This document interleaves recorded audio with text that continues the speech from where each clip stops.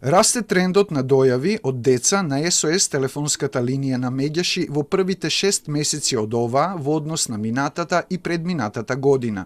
Од 151 дојава годинава, упатени од 223 деца, најмногу поплаки имало поради нерасчистени брачни односи во кои колатерална штета се најмладите и тоа им се одразува врз нивното ментално здравје.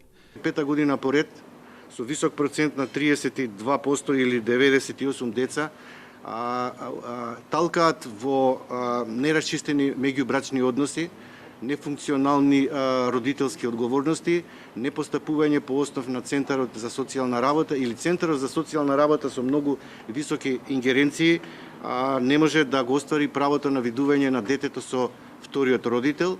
Децата се отуѓуваат од родителите, а за време на пандемијата главниот старател ја злоупотребувал можноста да го спречи детето да го види другиот родител. Детската амбасада за прв пат регистрирала 8 деца или 2% од дојавите, кои доброволно или не биле грабнати од еден од родителите.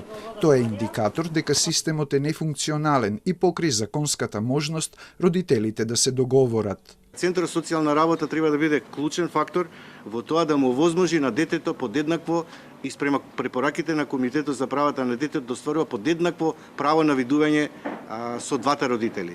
Потребно е доекипирање на Центарот за социјална работа, но изголемување на бројот на обуки за вработените, смета операторката на СОС телефонот Јулијана Велковска. Втор проблем или 27% од дојавите биле за насилство врз децата. На трето место или 19% од јавувањата се за непристапност на децата до образование и здравствена заштита, а на четврто место или 10% од пријавите се за проблеми со менталното здравје како последица на брачните односи.